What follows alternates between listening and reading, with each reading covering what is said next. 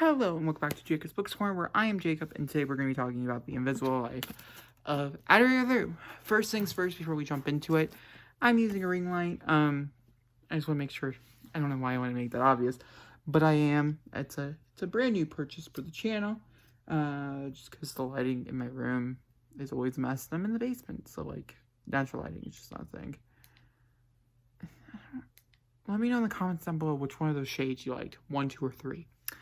We're going to stick with 3 for this video, but if you guys like the better one, let me know in the comments, since I'm very curious. I'm very excited to start using it. Either way, not the important part here. The Invisible Life of Addie. The way my reviews work, if you've never seen a review for, I'm trying it a little different, so let me know if you like it this way. The opening and closing are non-spoiler, where the middle is spoiler. I'll explain a little more in a second. Basically, we're going to do a non-spoiler review without telling you my rating whatsoever, as if I have never read the book. This is simply based on information I believe someone who has never read the book needs in order to enjoy the book. I have read the book. This is after the fact. And then we'll jump into a spoilery vlog where I talk about my feelings and thoughts throughout the whole entire reading process for the past 2 days. And then we'll jump into a section at the very end where once again I tell you my rating after I've read the book, but also retell you that non-spoiler review and talk about certain things I really loved about the book. And so it's still non-spoiler, but this first section is for people who truly just want to know if it's worth it or not, like if you should pick it up and what you should know without having a rating.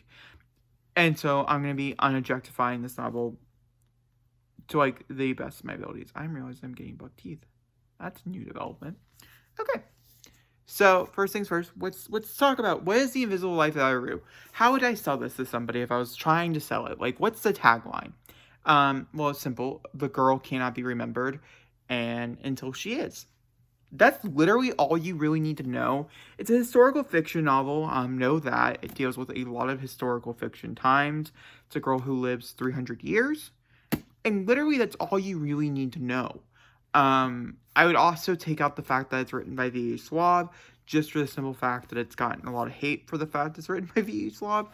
So I would take it out just because I've heard something like any of other books. And that's all you really need to know for this non-spoiler review. It's about a girl who makes a deal, who can live forever, and she can't be remembered until she can be remembered. I'm not going to tell you how. I'm not going to tell you why. I'm not going to tell you why the deal was made. I think all those things are fun to figure out throughout the story. So, if that's you, if that's all you need to know, go read the book and then come back so you can see how I experienced the book and you get to know my rating and all fun stuff. Alright. I update you guys pretty regularly, so like maybe you read the book with me and we get to experience at the same time. That's also fine. I tell you guys page number exacts. So like you can read to a certain point. I do want to remember what you know that I did read as an audiobook, so it went by a lot faster than probably was good for you. Alright. There you go. There's my intro. Hi, welcome to the vlog portion of The Invisible Life of Addie. How I do these videos, as I've mentioned in the beginning, this is complete spoiler, so if you have not read the book yet, I highly recommend clicking away until you do. I'm going to talk about where I'm at, what's going on, how I'm feeling about the story so far, if I have any complaints, or if I'm just completely adored, okay? So, first things first, you know, it's one of those things where this is a book that was specifically set up for me to like. I love stories that take place over a course of time. Now, I'm much more of a course of a lifetime book. Like, if I can get a character from the time that they're, you know, normally I like teenager to complete adulthood. So, like, maybe 14 to, like, 36. Weird range, I know. But that's normally where I like. Now, this story is very particular, though. So, basically, what's all happened in the 114 pages that I have listened to so far of the book is we have met our character, Addie, or Adeline Rouleau. She was born in France in 1714, and it jumps around a lot. The first few chapters, it actually starts out in New York, in, I think it's 2012. Oh, I could be wrong. And we see her jumping around and talking a lot in New York.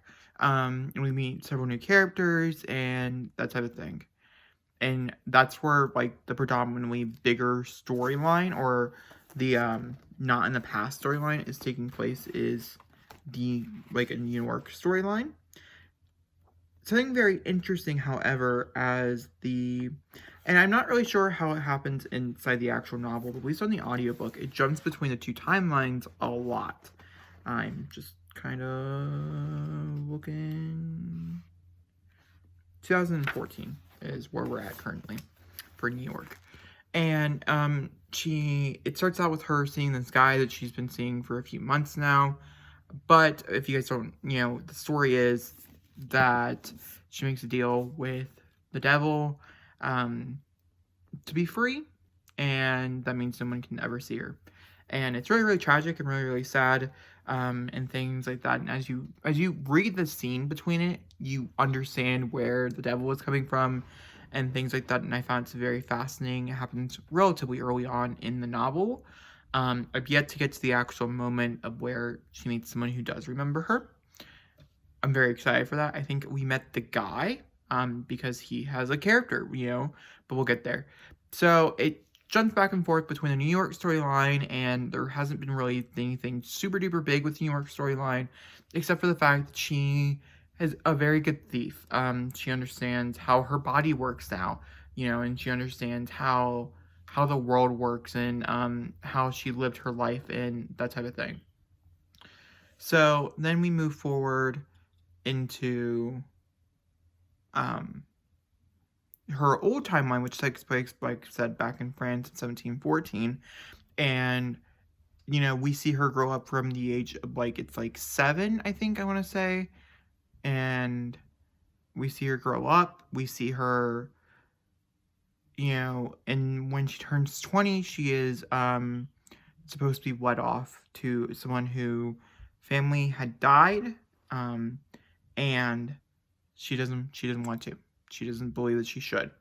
So on her wedding day, she runs off into the forest and she pleads to gods. And she was always told not to plead to gods in the darkness, but she had no choice. And she pleaded and she pled and she pled, and the sky fell, and this man who has no name, who looks like this imaginary crush she has made up in her head, shows up and practically was like, hey, I am your savior. What do you want? And she lists off all these things, and he's like, that's too much. And so what do you actually want? What can I give you? And she just says freedom, and she says all this other stuff, and he grants her that wish, to continue to live her life, to be free, to not have to be, countered down to anybody. And she soon realizes that anybody who leaves her sight forgets who she is. She cannot bring up anything that came before it, and she cannot bring up her name. And anything that is factually true tends to not actually even, stick with the person. They tend to forget right away. Then we jump into the New York storylines, and like I said, it's jumping between a few different characters. A few different characters that she knows, and we're going back and forth between the two. And then we go into a bookstore where we meet Henry. Henry is a guy who catches her arm, outside. And she truly believes that he didn't remember her, that was just out of the side of a glance or whatever, because she stole a book. Then we go back in, Henry has a point of view, and so my assumption, Henry is the guy that eventually who remembers her. I'll let you know, that is my theory, my current theory. And I'm really liking it. The problem with the audiobook is it's somewhat hard to follow in places. And so, it's just a little hard. But I really do like it. I think I might try to physically read it tonight if I have time, to see if I enjoy it better on page. But, it does, at the moment, seem like a 5 out of 5. I really like how beautifully it's written. Certain lines just seem like poetry. And I'm very, very much enjoying V.E. Schwab's writing, as I've never read a V.E. Schwab. And so I'm very excited to start with this one. All right. That's my first update, my big first update, because it's 115 pages I'm covering. of The Invisible Life of Addie. The idea is to update you when big things happen, but I read this while I'm at work and stuff, and so who knows? We will see when I update you. It might be, maybe it's every 3/4. I'm not really sure. Okay, so we will see, but I will update you guys again soon. Hi guys, welcome back to The Invisible Life of Addie. So the last time I updated you guys, I was starting part 2. Now we're starting part 5. So just to give you a heads up, this first section is how much we read and how much I talked about.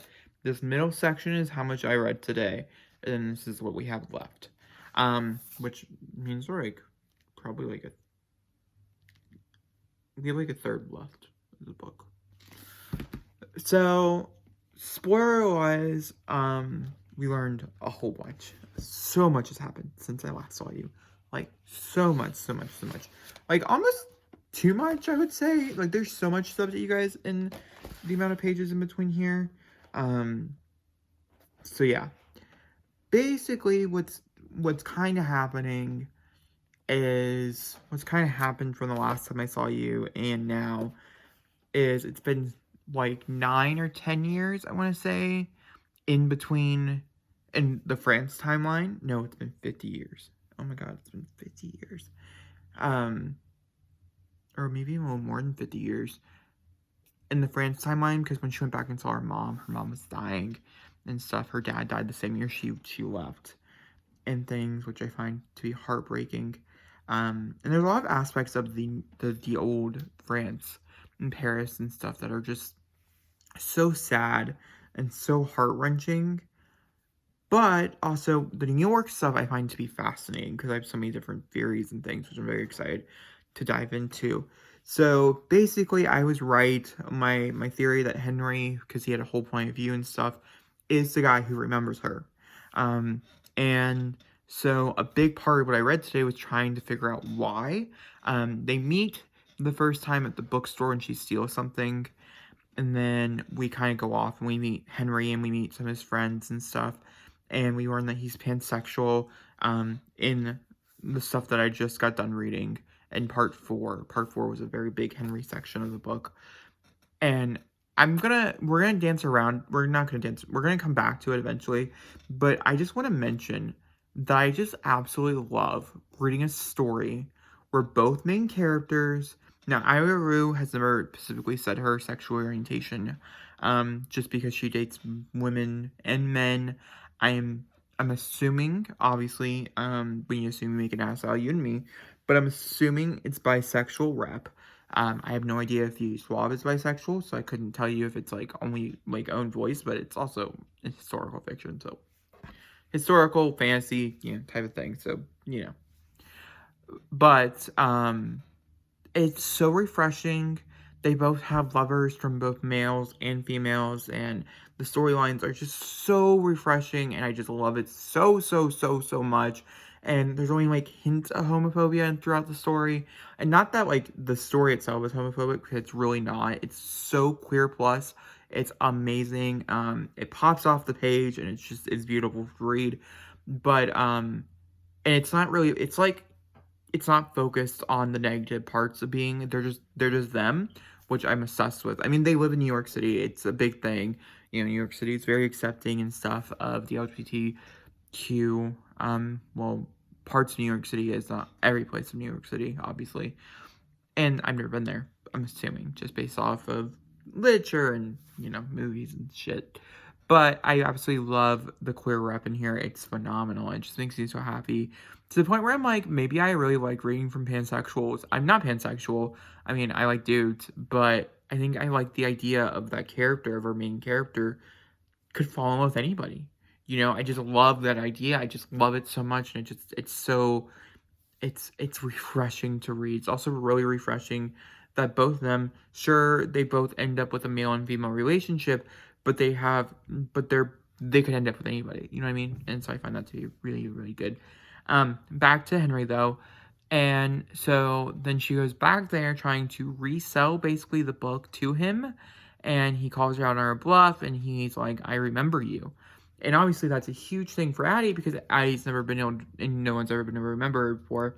And while we go back and forth between this whole thing, we go back into France as well as this whole thing goes on. And this is through her times of her first time ever having sex with a random man for a buck of change. There's other moments of her being treated like trash, but there's also moments of like where she learns how to live again, which I find to be beautiful. You know, it's both France is both beautiful and depressing at the same time, and so I do enjoy France. She met her first celebrity and stuff. She experienced something that nobody else gets to experience for the first time. There's multiple moments throughout the book with Addie that I just absolutely adore.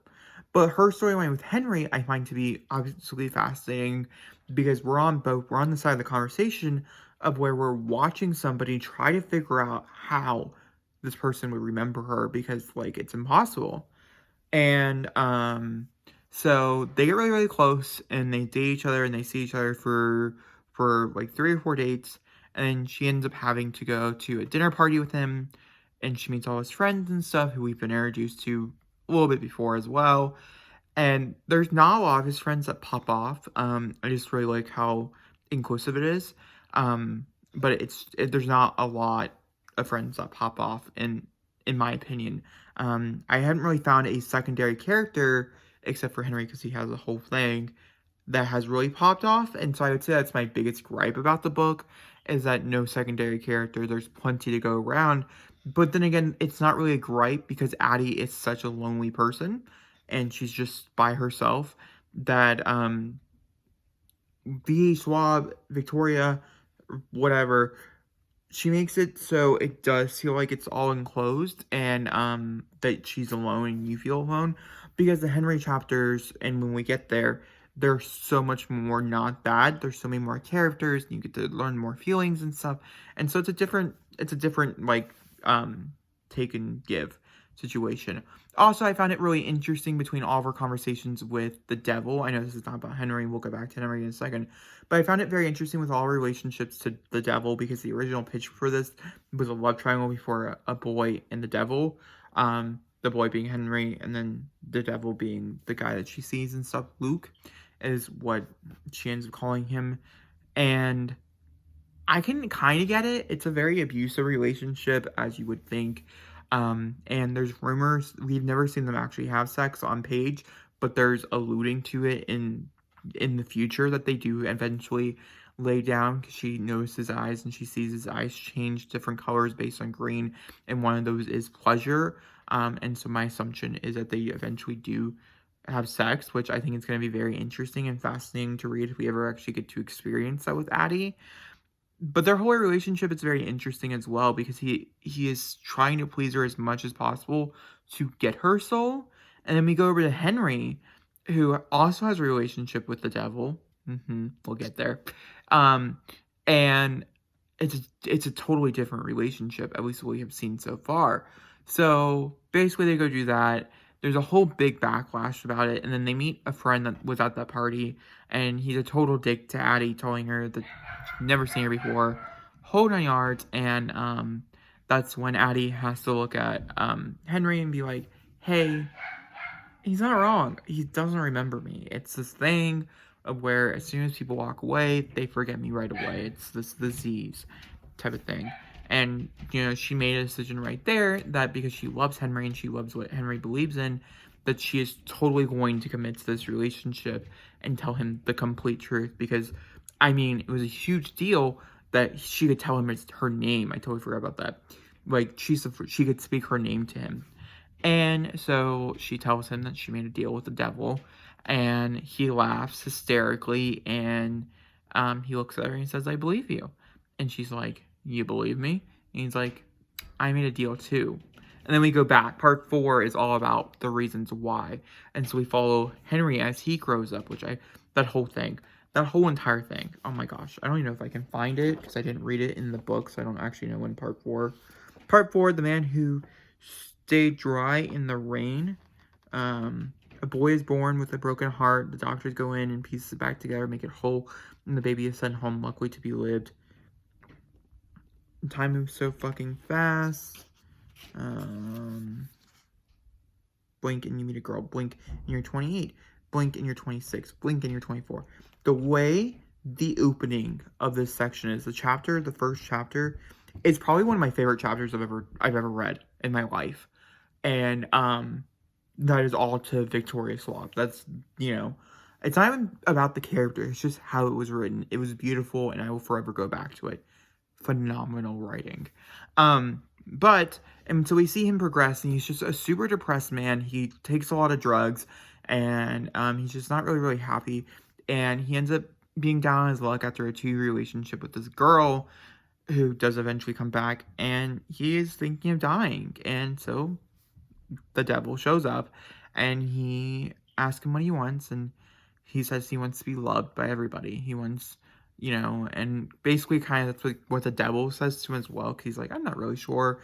And he says, I see that I've never been loved before, and I see that you want to feel the love, and you want to see people react to you as if they do love you. And they make a deal, and the next morning, he is granted that wish. Everybody is in love with him. It doesn't even have to be like a passionate, like, I want to fuck you kind of love. It's even more like an intimate kind of love. It's also kind of someone could see like their long lost relative in his eyes. And the way he knows if it's working or not is their eyes turn to glass, almost completely blinding them. They can't see it, but it's like the rose-colored glasses type of thing. Their eyes turn him into whatever they want him to be, type of thing. And it was fascinating. Fucking fascinating. Great twist. Because at first I was like, maybe it's the devil himself, and he's just trying to make her give a result by giving her something that she truly wants, which is a connection. And she mentions a little bit earlier on in the book how, she would have been done with her life if that's the way it would have went. But because he granted her this type of passion, this type of wish, he got fucked. And so I thought maybe that was the way. That's not it. And so now my big theory is because they both have found one another. She loves him for him, and not because they're made to, not because it's some kind of magical trick. And she can tell her whole story. She can say her name. She can draw again, with his help, but she can draw again, and he doesn't forget her. They are bound together by this, forbidden romance, which I'm super duper excited to see where it goes. I'm also very scared. I feel like I'm gonna cry a lot. We're getting up to the points where I'm at right now. And yeah, also I found everything to be very interesting with his past. I don't really want to touch too much on it because it really is just really, really sad. He was just a really, really sad man who was addicted to a lot of drugs.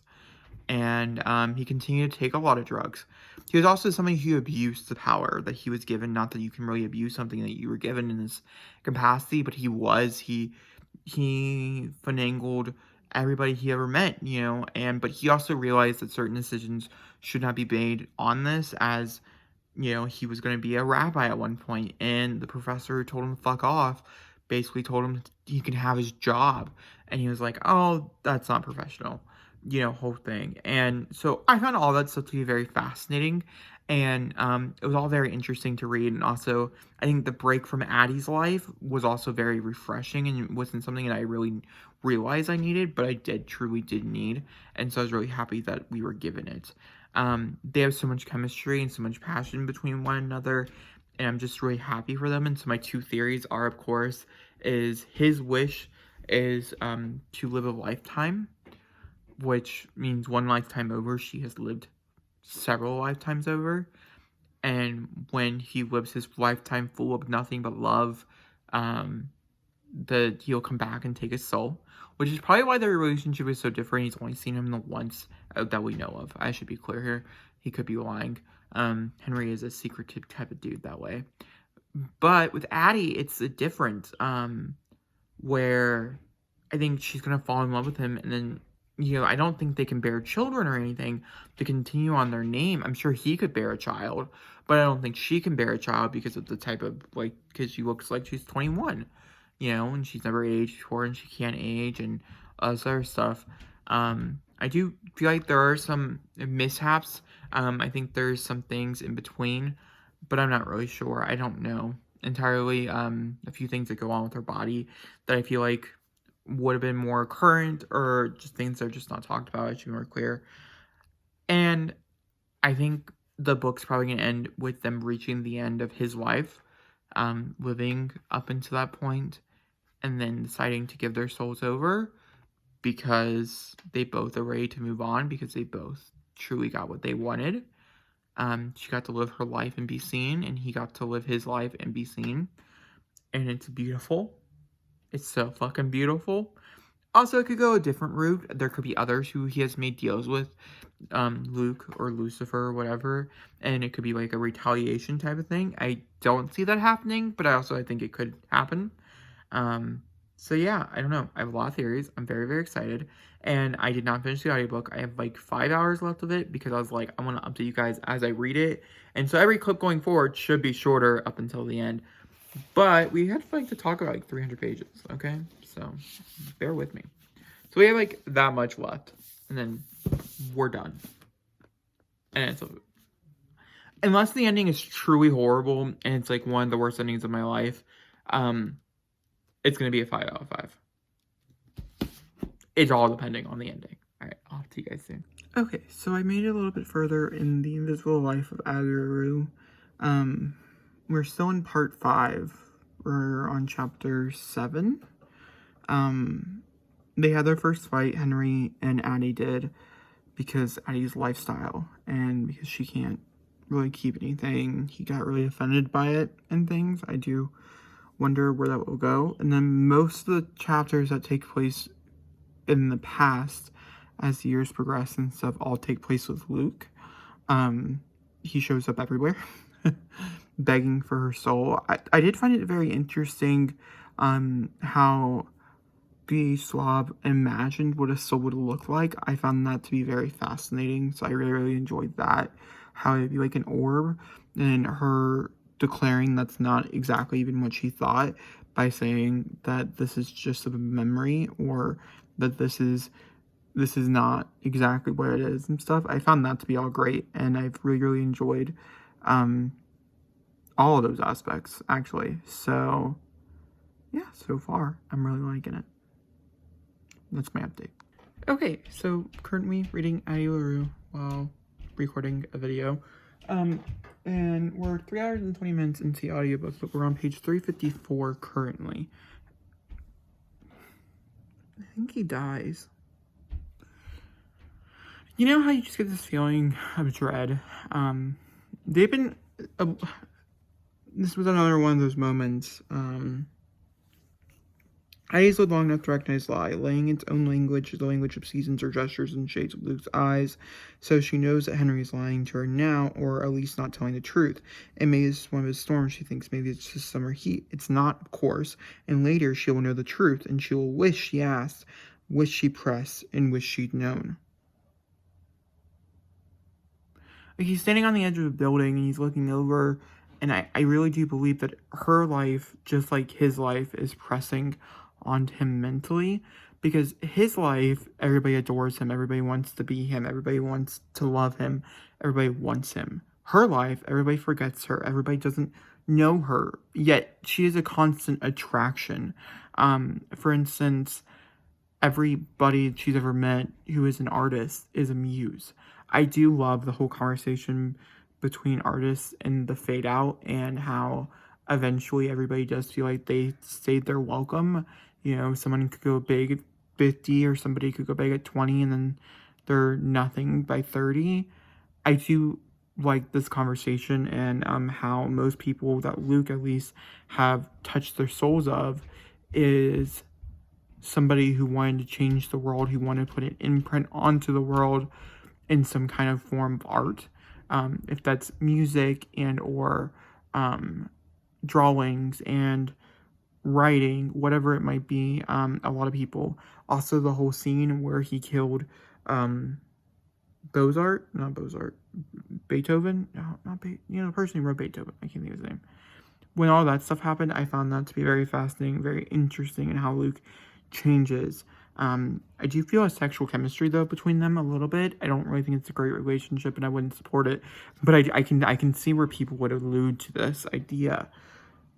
but I'm really nervous. We have like, I don't even know how much left of the book. Not a lot. But I'll keep you updated for sure. Hi guys, time to update you on Addie Laure. I'm not done with it yet. We are on chapter 6, it looks like. Let's see what page. 383, so we're not much further than the last time I updated you guys, but a big reveal has happened. So, we have to see. It's really interesting. I don't know. I'm curious to see if she ends up with him or not. I did have a feeling that they were going to try to accelerate things. The book doesn't have much longer, and I didn't expect it to be a happy ending. So he lied. Henry lied. He was extremely depressed, and he sold his soul for 12 months. A year of happiness.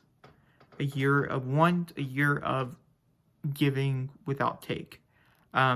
Is what he sold his soul for. And, you know, he blatantly says in this last chapter that he would have sold it for merely minutes if that would take away the pain. Which is so relatable. It's actually criminal, but that's besides the point. And so we're about to, I think we're experiencing the backlash, yeah. Yeah. Which probably explains why he remembers her, because ultimately, in the long run, it would just be a dent in history, because his soul would have been reaped. It wasn't 70 years of putting her in places to have her remembered. It's just 12 months. And they met, you know, I think it's really interesting. It's really, really interesting. So I'm going to keep you guys updated, obviously. We have 2 hours and 18 minutes left of the audiobook, so probably less than that. And yeah, I will let you guys know how I feel. Some slight updates as we trudge through the last little bit of the book. Now we are on XB9. I think it's 14 is what we're on inside this one. Which brings us to page 410. So we read like 20 or 30 pages since last time. They had sex for years. That was the biggest thing that I would say would happen. She decided to call Luke and tell him and try to beg for Henry's soul. And Luke, then we get to kind of hear more about their history and stuff. Like I said, I've been really curious about how in the beginning of the book it mentions she knows every shade of his green of the eyes that he chose for her, including pleasure, and I just realized why. So, you know, I think this is probably the biggest spoiler, and I would say it's the biggest spoiler I've heard so far being freely used, is that the novel itself is a love triangle between a boy and the devil and a woman. And it is a love triangle between a man, the devil, and a woman, you know, the woman being Addie Laure, the devil being Luke, and the man being Henry. And it truly is, because I think a part of me, because we haven't really got to see that side of her, it's only briefly mentioned inside the novel, she has loved him throughout all the years. I mean, there's a sense of dread every time he pops up, so it's like a toxic romance, and there is something to say about that. I think there is even, like, commentary on it throughout the novel, but I just find it very intriguing because, like I was saying, it's there. She does love him, and so she is falling in love with the devil, and I do believe that, you know, I think they are somewhat of a perfect match, which is kind of scary to say because I love Addie so much, but also, like, it's kind of true, you know? It's kind of true. And so we learned that he made her a house. He gave her a home. He gave her something where she could place things. Now, we've not heard the fallout of this whole excursion, but I'm sure we will. I'm sure it's one of the last few things. I do wonder, I very do much wonder if she'll get together. He just dropped her off in the middle of the forest. And I have, like, I don't know, 40 minutes of an audiobook left. So, those are the big questions of the day. I will update you guys soon. Oh, it's very odd, because I had just updated you. Like, I think we're like maybe a chapter ahead of the last time I updated you. I think we're like 2 chapters ahead. It's not worth the page count number. So he lied. He used her for like 30 years. Like, what a dick. He's the devil, so, you know, what can you expect? And then he took a week from her, from Henry. And so now Henry's dying. I'm just like not prepared for the book to be over, even though like it's gonna be over here in a minute. And Henry's dying, and it's sad, but beautiful. I'm curious to see how it ends. There's a lot more other things that happened that were like right there in your moment, but I think these are the important ones, you know. She told him off. She told him she didn't love him, even though oh, also Henry was a ploy. It was all a joke to him, which was also interesting. So there you go. All right, let's talk the end of the book. So she made a deal last minute that she'll spend time. She'll go and live with Luke. He's obsessed with her. He's in love with her. He wants nothing but to be with her. And so she was like, okay, if that's what you want, that's what's gonna happen. That's, you know, essentially what's gonna happen. And she let Henry live his life. Henry's best friend starts next our exhibit about her. The invisible person in all these paintings, which is dribbled throughout the story itself. And Henry writes a novel called The Invisible Life of Addie, where he tells her story. The story that we get to hear throughout the novel that they write when they're together.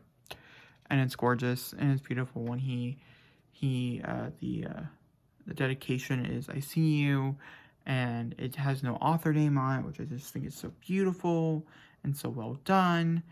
And then Addie, you know, the last chapter is about Addie and how she sees the book, and she gets to read a part of her story, her life, and how it became this like huge sensation, and how he's gonna live his life good. And then then she reveals that just like every other time, Luke will get bored. Luke will fall out of love, and Luke will let her go because she never said, I'll come with you forever. Maybe it'll take 20 years, maybe it'll take 100 years, maybe it'll take eternity. But eventually she'll be let go and she'll be free. And so I declare right now that 1, this is a 5 out of 5 star book for me. But 2, I want a freaking sequel.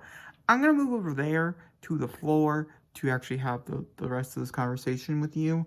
We're going to talk about the book in a non-spoiler fashion, and we're going to review the book in a non-spoiler. It's going to be like a mixture of both. Like my final closing will be non-spoiler. But yeah, pick it up, you know. That's all I gotta say. Hi guys, we're back here talking with The Invisible Life of Addie. I just finished it, and my rating was a 5 out of beautiful 5 stars. And basically, now, after you have read the novel, or you watched me read the novel, I'm going to talk about any more non-spoiler details, and that is simply basically talking about the craftsmanship of the novel, the writing, and that type of thing, without ever telling you any actual plot details. I think it's going to be kind of interesting, kind of fun, looking at it objectively just from a standard, like, experience. You know, if you're looking at a movie, and you're just talking about the actors, or just talking about the directing, you're not really telling about the movie or what you watched. You're just talking about the experience. And so, yeah. And obviously, as a writer, me being a writer, it's a lot harder because you're everything. You're the actor, you're the director, and you're the writer. You're the screenplay. You write the dialogue. You direct the characters, and you are the characters. So it's a lot bigger feat, you know, I would say personally, in my opinion. I never really thought about it that way, but that's one way people look at writing, I guess. That's the way to do it. So, with The Invisible Life of Addie, though, oh my god, I've never read a VA Swab before, okay? I want to put that out there right away before anybody jumps down my throat saying this is nothing like her other books. How could you rate this out of 5 stars? I've seen that a few times. I've seen it a few places. And you know what? That's fine. That's fine. Never read a V.E. Schwab. I don't have anything compared to. If you guys have any V.E. Schwab recs, let me know in the comments. I'm very tempted. I've heard some bad things about Shades of Magic, so I'm kind of worried. I'm curious about Vengeful and Vicious. Those two I'm very curious about. Her middle grade stuff I'm also very curious about. I think that's everything. I could be wrong. I think she has another pen name she works on. And she writes on her V.E. Schwab and Victoria Schwab. Oh, the one about music? My Dark Duet and My Savage Song, I think. Those have also curious me throughout the years. So if any of those you think I would love, let me know in the comments, as that's always fun. I like a good rec too. But with for V.E. Schwab in general, just in general, her writing here is beautiful. It's both like poetry, but it's also not, which is such a weird thing. Here you go. I'll put you up there, so it's always in the shot. And the lines are certain chapters. Like I said it in my spoiler vlog. There's a whole chapter in this book, and I know which one I'm talking about. I'm not going to spoil it here. That I think it's like one of the prettiest things I've ever read in my whole entire life. And it's so good. Like, from a novel standpoint, from fiction standpoint. And I don't mean poetry, I don't mean anything else, because I still think the best poetry I've ever read is Poetry for the End of the World by Katie Weismer. And this is very lyrical, just like that. So I have a feeling she's loving this book. I have a very strong feeling. But there's a certain chapter in here that will forever stick with me. And, of course, the story itself and how well it was crafted. I think the things that are handled in the past are so well detailed. And, she had to spend time and time to figure out the history of it. And that's why history novels just scare the fuck out of me. And so, like, I respect that. And the way New York is well realized throughout the story as well. It's a little tad bit of a spoiler. I think it's really well done as well. That's all I can really say for non-spoiler section here. So I guess that's it. This is the video. I highly recommend The Invisible Life of Addie LaRue. I think it's one of the best books I've read this year, if not the best book I read this year. I'm having a hard time picking those. Having a really hard time. I don't recommend reading 100, 200 books in a year, because when you narrow it down to 20, that means every 10 books is like you pick a favorite. What was Jacob thinking? Who knows? This will definitely be on that list. Where it sits, I don't know. I want to say in the top 3, but I also don't know if that's the truth. So I read a lot of 5 stars. And I need more recommendations of full lifetimes. And I talked about this in the past.